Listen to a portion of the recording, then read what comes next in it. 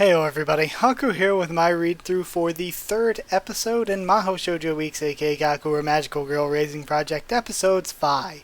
I've enjoyed the two we've had so far a lot. Both of them were really good.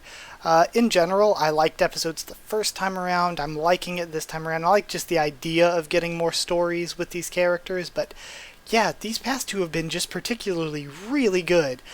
So for the third one, we're going to be reading To Surpass the Devil.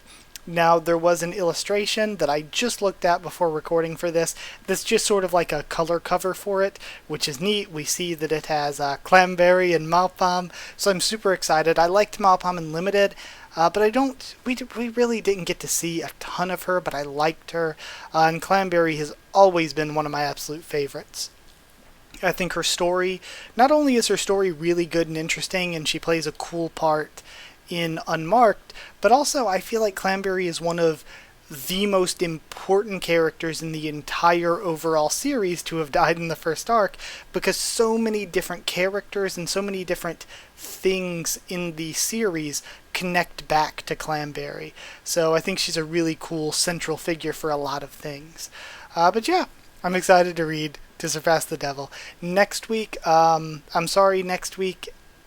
Tuesday is Christmas Eve, so I'll probably be taking the week off from Magical Girl Raising Project next week, and I'll be back at it the week after that, so sorry for the week-long delay there, but I hope you'll understand. Either way, I'm really excited to read. Unless I get time and really feel like doing it, in which case I might find a way. I might find a way to record it ahead of time and get it ready ahead of time so I can just post it Tuesday. Because I do really like doing these, and it'd be like a cool Christmas special thing. Either way, let's just read. Let's see what we get going. Alright. This one is actually a bit longer than the other two, I think, but I'm not sure. We have To Surpass the Devil. This story takes place many years before the events of Magical Girl Raising Project. Okay. Starting off. There exists an organization among magical girls called the Devil Investigation Team. The purpose of this group was to figure out a way to defeat the devil herself, Mao Pam. Of course, that was their purpose on the surface, but... their purpose on the surface. In truth, no one in this group knew the real purpose behind the formation of this organization. The organization's mastermind was a cyber fairy by the name of Fav. He had a favorite magical girl, Clamberry. The goal was simple: get Clamberry into the top of the ranks by any means necessary. The end game being that Clamberry will become qualified to be a selection test administrator. Selection tests are important events. They help bring new magical girls to the land of magic. Selecting a candidate and ensuring those candidates meet the requirements require a lot of planning and scrutiny if they want high-quality magical girls. As a result, test administrators tend to be selected by a peer-reviewed group, and you can't normally apply to be an administrator. There are several conditions to boost your chances of becoming an administrator. Firstly, becoming a veteran magical girl. That definitely earns you points. Years of experience is required before you even choose the right people. Then there's also a personal recommendation by a variety of division heads. The recommendations are highly valued, but of course each recommender has their own way of judging you. Thus, it's extremely rare for a rookie Land of Magic worker to be selected as an administrator, and given the fact that you need to be a good magical girl to even become a Land of Magic sanctioned worker, you can imagine it's quite hard. Fav needed Clamberry to become a test administrator if the plans they had in mind were going to continue. Fav was a trusted member of the selection committee, able to give high recommendations of praise for Clamberry. Leverage included her ability to defeat a demon in her own selection test. But Fav's praise and recommendation wasn't enough. Clamberry still needed more before she could be admitted. The easiest one to get so far is a recommendation from Mao Pam, the leader of the Mao School. The Mao School is a private organization composed of powerful and strong magical girls, undoubtedly the best of the best in terms of fighting ability. Alright. Clamberry was a part of this school, and of course a wonderful student herself. Their leader was Mao Pam, who was the most powerful magical girl in the current generation. She was also the head of the Foreign Affairs Division, who tends to do things diplomatically. Needless to say, some were quite worried that the Mao School is some kind of private army, though Pam insists that it's merely an after-school club kind of organization. There were two ways to graduate from Mao's school. The first is to get noticed enough by Mao Pam that she personally graduates you. This takes a lot of time and effort. The second is to be able to land one hit on Mao Pam. The hit must be a damaging hit and not something that was blocked by her. Of the 10 graduates of Mao's school, most have passed through the former method, as none have actually managed to land a damaging hit on Pam yet. And of course, is Clamberry going to be the first then? Okay. So 10 have graduated then. It'd be cool if we got a list of them at some point eventually. The insurmountable wall that is Mao Pam can be hard to fight for some, coupled with the fact that she's heavily restraining herself so that she won't kill her students. Fav believes that with Clamberry there will be a way for her to land a damaging blow. All it would take is just one hit. Just one hit. Clamberry's physical strength and agility are good, and her powers make her one of the better candidates for this. All he needs to do is give her an opening. It was Fav who urged... Sorry, I hope I didn't mess that up and call Fav Fall. It was Fav who urged Clamberry to participate in Maw School in the first place, and Clamberry certainly does enjoy her fights there. But she lacks what she wants, and Fav lacks what he wants. Okay. Fav who urged Clamberry. Okay. Got it. Clamberry wants a death match. Fav wants to witness one. Maw School provides powerful opponents, but none of them are willing to kill. So, Fav needed Clamberry to graduate, so that she'll become an administrator and a better plan can be formed. To do that, he needed to find an opening. Mao Pam was near impossible to defeat, but thankfully she was nothing if not generous. It's too generous of her to allow a graduation method via a successful hit. Fav will take advantage of that. As a cyber fairy, Fav lives within the administrator's phone that Clamberry possesses, but he has access to the internet. Files saved from the previous admins and the previous ones, connecting them to the land of magic, spreading contacts, magical girls who also wanted to beat Pam. Weeks of research, and all of them supervised and watched over by Fav, who silently watched, and gave intelligence to Clamberry. No matter how high you are in the magical girl ladder, you are still once human. Magical girls always start out as humans, and Mao Pam is no different. Somewhere, she has to have a life outside of being a magical girl, or at least some kind of entertainment value. Hobbies, personal likes, dislikes, there has to be something that Mao Pam was into other than Land of Magic things. Fav opened the first few video files in the group shared page. The title was Mao Pam Takes a Walk. The video started off normally with what seems to be a park in the Land of Magic. Mao Pam was in full view. The way she looked was, well, unorthodox. She had large black wings covering her, but otherwise there was minimal clothing. But the Land of Magic doesn't discriminate, so it's not like magical girls have to be formal as long as they're efficient. Mao Pam was jogging in the park. She seemed to enjoy the morning walk. The camera was recorded in secret, probably a magical girl already in the park, part of the group. Suddenly, out of nowhere, a magical girl came down to strike Pam, heading in with a kick launched suddenly toward her. Pam caught her legs and immediately slammed her down to a park bench, destroying it. The magical girl must have wanted to score it. Sorry, I can't stop imagining Marika being the girl to just randomly attack her in the park. The magical girl must have wanted to score a hit on Pam, but it didn't seem to work. Pam then began ruthlessly beating up the poor girl, who was trying her hardest to escape. Pam held her down with one arm, punched her in the face repeatedly with the other arm. Stop, I give up. Oh, God, please. You chose the place, you chose the time, now you must submit to your fate, said Pam, smiling warmly at her. Just smiling warmly as she punches her in the face. Mao Pam punched her until the magical girl fell unconscious. The rest of the park goers stared at Pam. A mage who was sitting on the bench was now standing in disbelief. He was a bearded old man who looked kind of like a classic wizard. Pam bowed down to him. Sorry for the trouble. I'll be sure to pay for the bench and any damages me and my student have caused, she said politely. She slung the unconscious magical girl on her back and went on her way. Mao Pam's senses were sharp. It's hard to sneak up on her. You need to attack her with something that couldn't be heard and couldn't be seen. Clamberry could control sound, but she needed to be smart if she didn't want to end up like this girl. The next video is titled, Even Mao Pam Hates Work. It showed Mao Pam somewhere, typing at a laptop. It looks like some foreign affairs stuff on the screen. Mao Pam's typing was slow. She seemed to look at each of the keys, one by one, before typing it per finger. Even then, she sometimes stumbled. My, I didn't mean that. Oh dear, that's not what I wanted to type at all. Gah, stupid keyboard. Boomer Mao Pam. She would mutter out loud as she erased her words and typed again and again. Eventually she gave up and put her laptop away. Instead, she pulled out a notebook and began smiling. She opened the notebook and twirled her pencil over and over. She seemed to be thinking very hard. She tapped her pencil to her chin, tapping her fingers to the table. She wrote something, but then she erased it. She wrote something again, but then she scratched it off, and then realized it was messing up her notebook, so she erased it.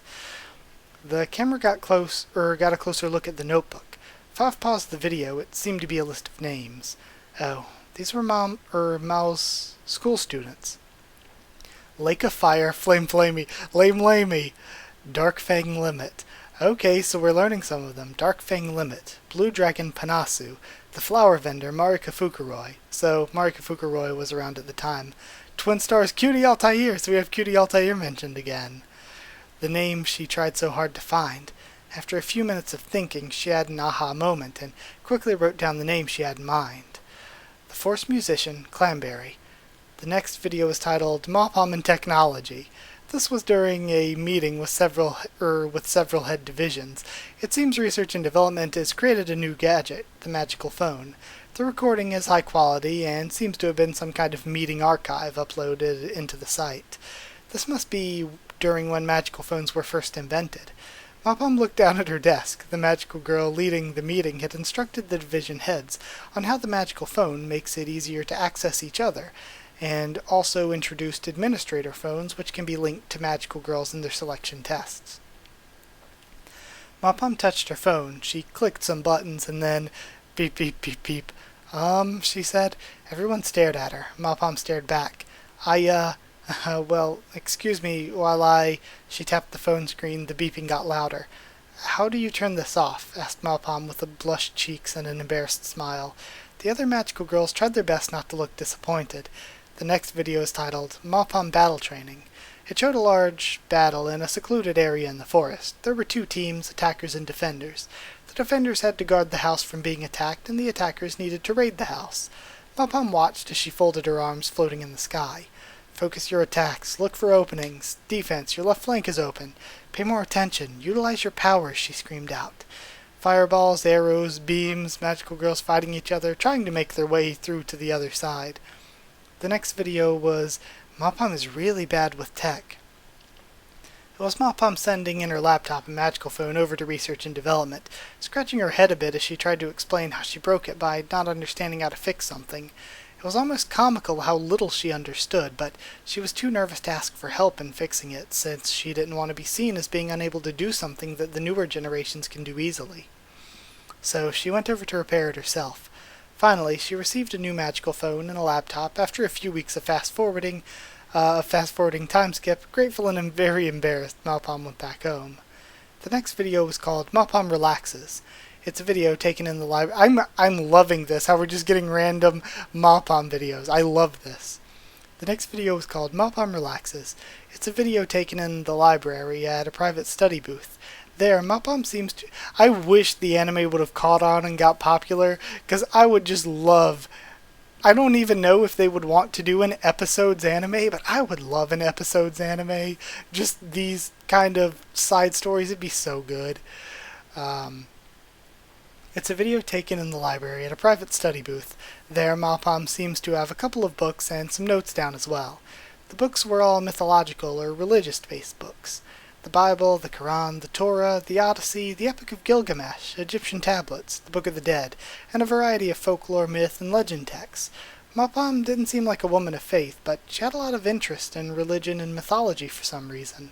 I've wondered why. It seems that whenever she read the books, she seems like she's enjoying a really good story, and then she takes out her pen and writes down something in her notebook occasionally, excited at it too. The magical girl with the camera walked over to get a closer look with her camera, and the notebook had a variety of words. Mastema, Lucifer, Cactus in it, all names from those books and scriptures. Oh, so they're all like names of like devils and underworlds in various mythologies. Maybe she's trying to come up with cool names for her stuff or whatever. I wonder what that's all about. Or maybe she's just really interested in that kind of stuff and that's why her design looks how it does. There was still no foreseeable weakness to be found. Or was there? The next video was called Poor Mao Pam. Again, there seems to be a pattern with Mao Pam and technology. This one showed her hard at work on her laptop, and the camera shown behind her shoulder. She was a bit frustrated here, tinkering with her laptop. It seemed to have frozen, so she must want to reset it. The date is set later than the time she had to fix her laptop last time, so this must be, the third time or more? As she tinkered with her laptop, there were some sounds and noises. Mao Pam took a look at her screen to see what was going on, and the screen went blue. Mao Pam clicked the mouse. Nothing was working. After a while, Pam groaned and hit her head on her desk in defeat. So, Mao Pam really wasn't good with technology, huh? The next video was called Meetings with Mao Pam. It's another quality recorded video of a meeting room in the land of magic. The head of the meeting was trying to explain something. Fav couldn't really understand what she was saying, but it must have been some issue or another. Fav focused on Pam and saw that Pam was slowly nodding off, only to wake up again suddenly. It seems like even she doesn't like the droning long days of meetings, where almost nothing gets done and everything is boring. Fav can sympathize with that. Pam was trying hard not to fall asleep. Magical girls don't need to sleep, but that doesn't mean they can't be bored to sleep. That part seems to be normal no matter what you are. Fav fast-forwarded since he was also starting to get bored of the video. At the end of the meeting, the head asked a question and Pam's eyes shot wide open. She looked confused. She probably had no idea what just happened. Everyone raised their hands in agreement, and Pam just followed along, not really sure of what was going on. Interesting. The next video is titled Mao Pam and Tech Part 3. Here, Mao Pam is dressed very fancily in a black dress, sunglasses, and a nice fancy tipped hat. She's going to the Research and Development Facility. Fav knows this facility. It's where he was born all those years ago. Mao Pam handed over a written letter to one of the magical girls working there, and she looked at it with some confusion. "You sure you want this?" she asked. "Yes, please," said Pam. The video then cut and moved to Pam somewhere else. She was opening a large cardboard box. Oh, this must be her trying to replace her laptop. Guess she didn't want to be too embarrassed about breaking it again, so she decided to replace it instead of fixing it. But what she opened was a microwave. Fav knew it was a microwave. Pam seemed to be confused. She opened the box, took out the metal part, and stared at it for about 2 to 3 whole minutes, blinking dumbfounded. She read the instructions and just looked at the parts, not knowing what to do. She may have written the wrong model and got a microwave instead of a new laptop instead. Fav had seen enough. He downloaded all the necessary files and videos and reappeared in another phone. A secluded forest retreat, the home of his favorite, Clamberry. These are all the things you need to know about Mao Pam, Pone. And there's something I can use here? Of course, Pone. I'll go have a look at it then. So, you have a plan, Pone. We'll see. 3 days later, Fav played a video. I'm gonna grab some water. Hang on. Throat's killing me. Sorry. Alright. Up-and-comer challenges Mao Pam in a graduation match. He played the video. Mao Pam and Clamberry were standing at a distance of 5 meters apart. Both magical girls bowed. Clamberry wasted no time rushing into Mao Pam. Pam blocked her first kick with her wings, her punch as well. Clamberry tried to blow through Pam's wings with her sound waves, but it won't budge. Instead, the wings managed to slam Clamberry away from Pam.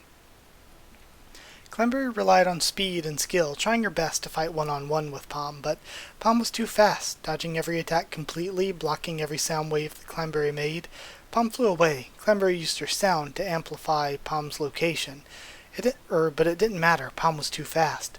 Suddenly, Pam reappeared behind Clamberry and launched a kick to her back that sent her flying toward a tree. Clamberry slammed through the tree and tumbled through the grass, leaving a trail of blood where she landed. Blood had shown on Clamberry's face. She wiped it with her arm, and Clamberry smiled. "Haha, good fight. You're still going to continue?" asked Pam. "Of course," replied Clamberry. She launched a large sound wave with both palms, but Pam blocked it with a wall made of her wings. When she opened her wings, Clamberry was gone. A distraction. Pam used her instincts, moving away from her spot. Sure enough, Clamberry had instantly landed and created a small critter-shaped hole where Pam was. In response, Pam's wings turned to tentacles, each holding Clamberry's limbs. The tentacles moved in to crush Clamberry's limbs as Clamberry screamed in pain. Pam went in, pummeling Clamberry in the torso, each punch making Clamberry cough up blood. Each punch to the torso was heard with a crack. Each punch was made to be the last. It took all of Clamberry's strength as her eyes bulged and she gritted her teeth to withstand the pain. Pam then punched Clamberry in the face multiple times, and Clamberry became even more and more bruised. The punches made Clamberry lose her focus. Her eyes weren't able to focus on one thing anymore. It's clear that Clamberry was fighting to stay conscious. Finally, she released the tentacles, grabbed Clamberry by the neck, and slammed Clamberry up against a tree. Clamberry was hurt badly. Her body was weakened, damaged heavily by Pam's relentless punishment. Each blow was like hard concrete. Clamberry's body was broken as a stick being pummeled by a hammer. Still, she tried. She tried to stand. There were some comments on the video at this time, passing to the left of the screen. Clamberry's still going, huh? She's determined, I'll give her that. Clamberry struggled to get up.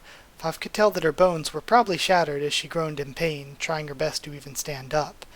Pam allowed it. She liked spirit in her students. Clamberry's breathing is heavy. She coughed up blood as she breathed in and out.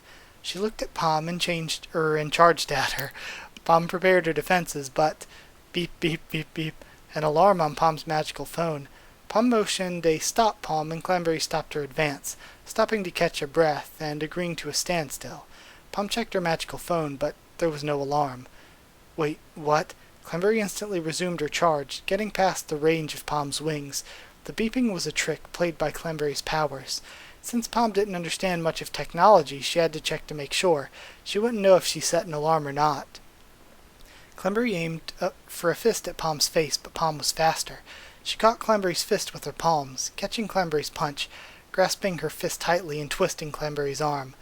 "Gah!" screamed out Clamberry in pain as she fell on one knee, her right arm broken from the twist. Pam smiled. "Good try, Clamberry," she said. Clamberry smiled. Suddenly, a shock wave. Pam was blown back. Clamberry had made contact with Pam's hand, which means she had made contact with Pam's body. Sound travels not just through air, but also through surface vibrations too. When traveling through the body, the effects are arguably far worse. Clamberry didn't need her attack to hit. She just needed to make contact with Pam. Pam was blown away, but she flipped backwards and landed pretty safely. However, when Pam tried to move her hand, she groaned in pain. A bone was jutting out of her right arm. She widened her eyes, and then she looked at Clamberry and she smiled.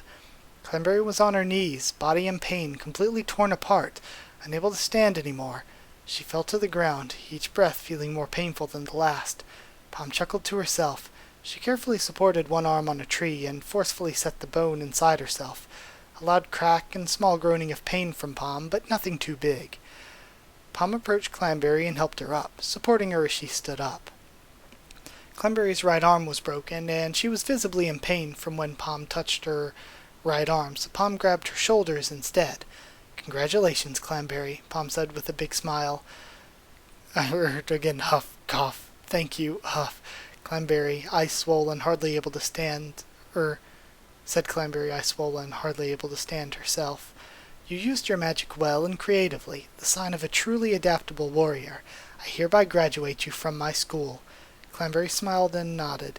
Then she coughed and puked some blood, as her breathing became coarse. "Haha, of course, don't go out on me yet, my forest musician. I'm proud of you. You're a newcomer, but you've come so far.